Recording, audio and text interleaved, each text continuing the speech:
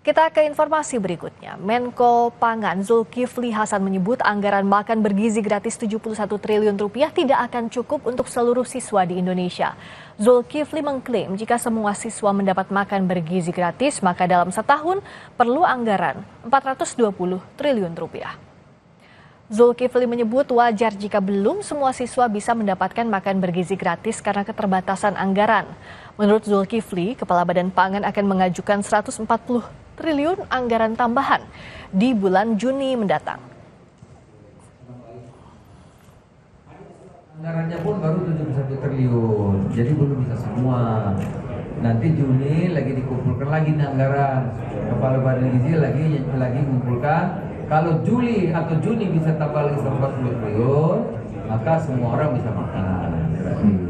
Tapi kalau tahun depan mau semua dari Januari, maka perlu uang 420. Nah kita makanya ini mati-mati. Wakil Ketua DPR fraksi Partai Gerindra Sufmi Dasko Ahmad menilai program makan bergizi gratis mendapat sambutan baik masyarakat. Menurut Dasko, program makan bergizi belum bisa dicap berhasil atau gagal karena baru berjalan 1 hari.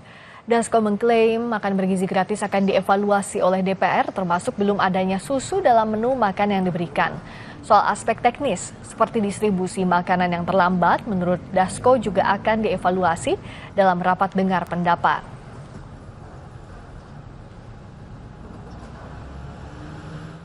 Ya, kalau kemudian masalah distribusi dan lain-lain memang perlu kemudian disempurnakan.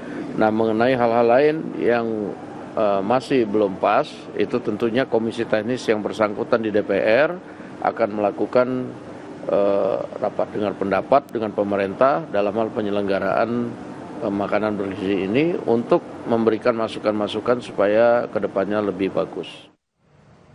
Juru bicara Kantor Komunikasi Kepresidenan Adita Irawati menyebut susu tidak akan tersedia untuk semua menu makan bergizi gratis. Adita menyebut meski tak ada susu, komposisi gizi makan bergizi gratis tetap terjaga karena digantikan dengan sumber protein lainnya. Di hari kedua, siswa SD Ciracas 01 dan 02 Jakarta Timur tidak mendapatkan susu dalam menu makan bergizi gratis. Adita menyebut tidak semua menu bisa diberikan susu, khususnya untuk daerah yang jauh dari sentral susu.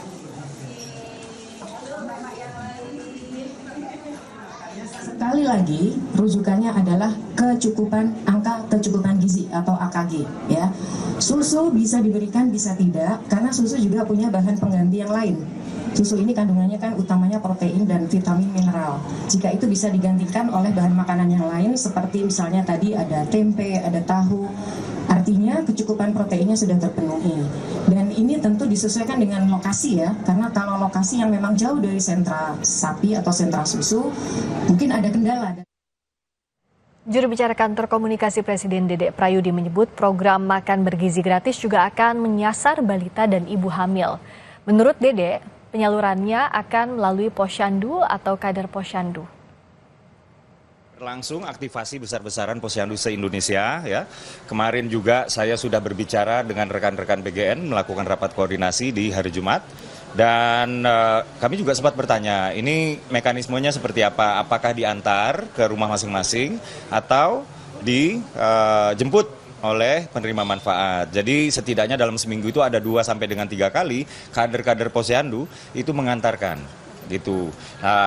Di luar konteks kader-kader posyandu mengantarkan, itu ada yang mengambil sendiri. Nah, saya juga bertanya kan, Ibu, Bapak, ini kalau misalnya diantarkan lalu tray-nya yang dari stainless steel itu bagaimana tuh? Setelah selesai kan harus dikembalikan. Nah, jadi ada yang dijemput secara berkala, ada yang memang sampai ditungguin. Karena kan memang sebagian ibu hamil itu untuk kandungan sudah bulan tertentu kan mobilitasnya sudah harus dikurangi.